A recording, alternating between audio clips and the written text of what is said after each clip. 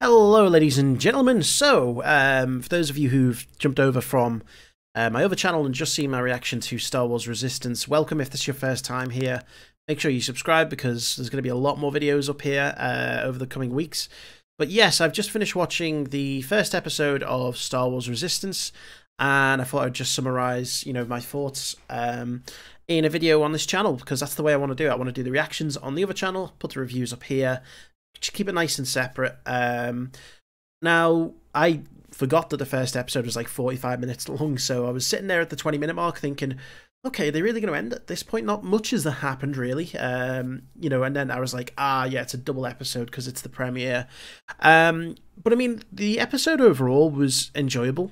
It was fun. I don't think it really was taking itself too seriously. It didn't provide anything too dramatic. It just introduced most of the characters and just give us a vague idea as to what each character is about. It opened up with New Republic X-Wings, which was a bit of a surprise.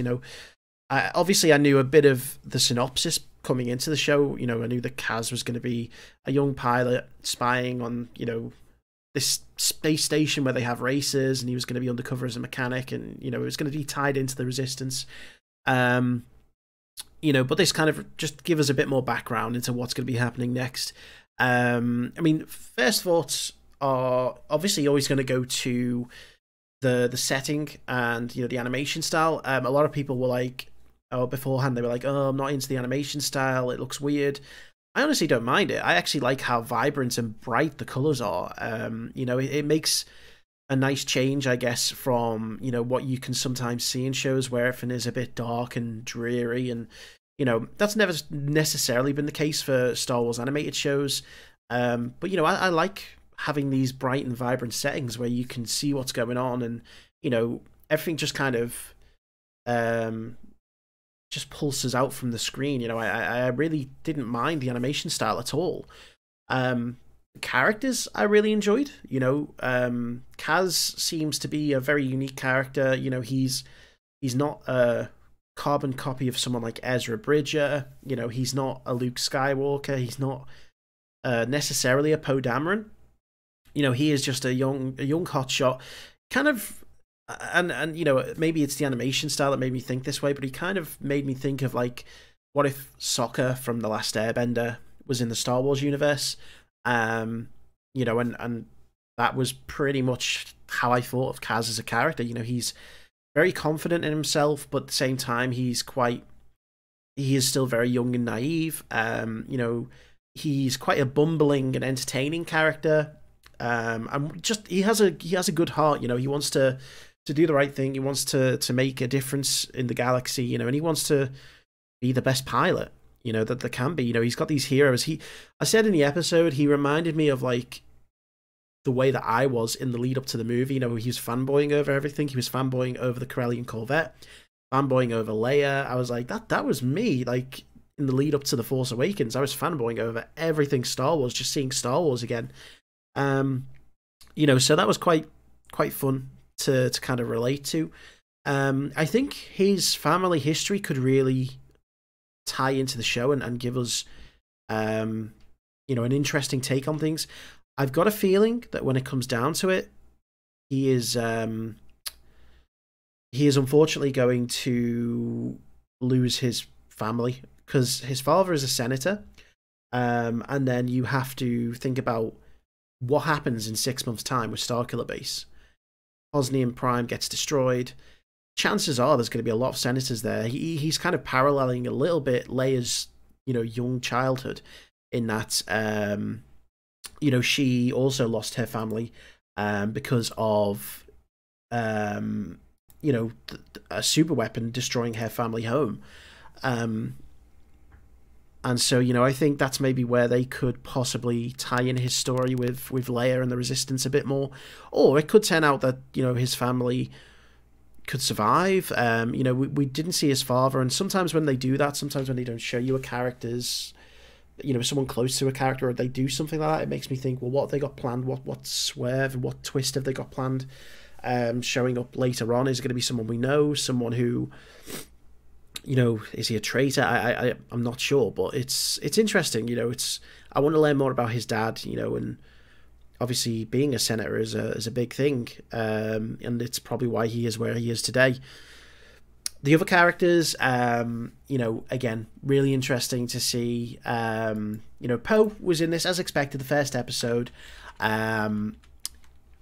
he was just there basically to give us that tie-in to the sequel trilogy, to set up the characters, and to, you know, obviously give Kaz his, you know, his mission.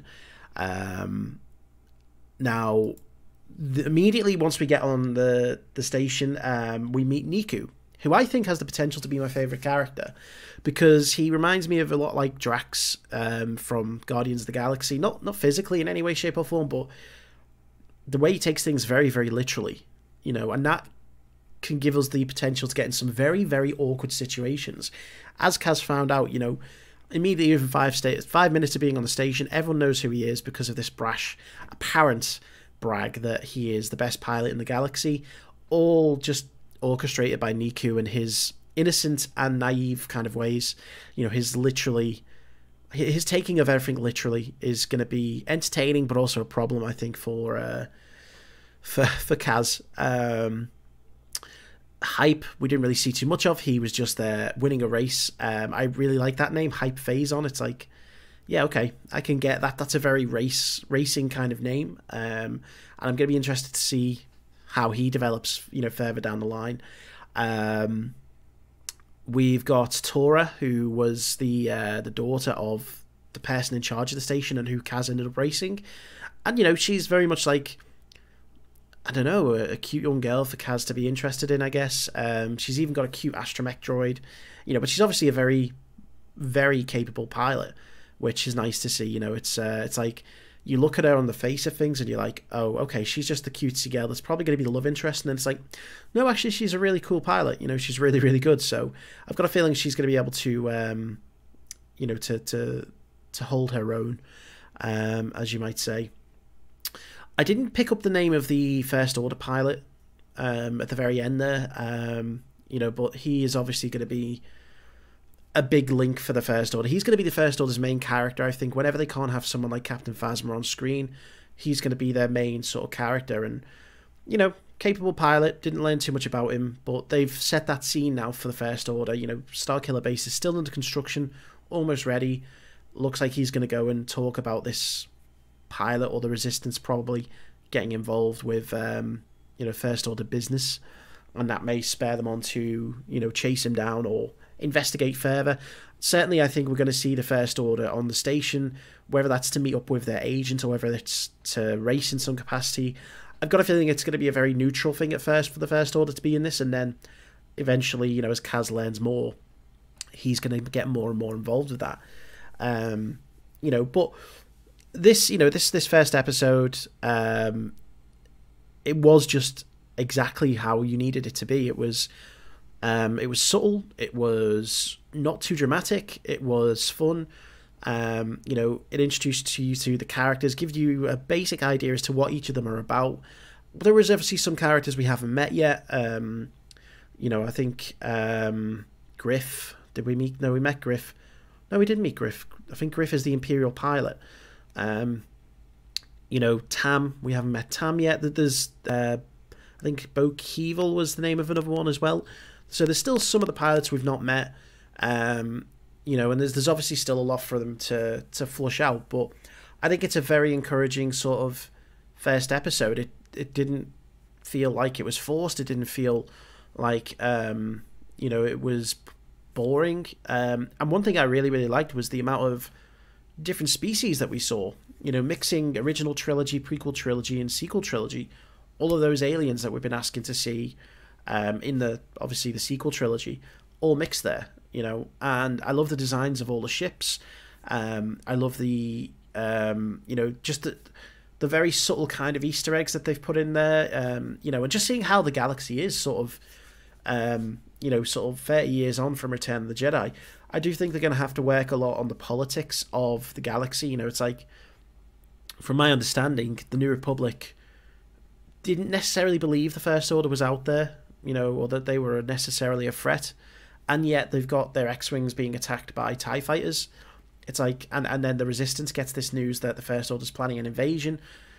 You really need to kind of flush that out and tell us why, you know, there wasn't action taken sooner, because, you know, the way that The Force Awakens made it feel was as if no one knew about Starkiller Base, no one knew an attack was coming. They knew that the First Order was a threat, and that's why the Resistance had been set up, but no one really knew on what scale. So they're going to have to be very careful about how they manage that, because they could end up treading into territory that makes The Force Awakens look a bit silly, and I don't want that to happen. But I really enjoyed this first episode. I think I will leave that there. I'm going to jump on to the next one. But let me know what you thought of it in the comments below, guys. I'll be reviewing the other episodes as they come on this channel as well. So be sure to subscribe if you haven't done so. And thanks for watching, and I'll see you for the next one.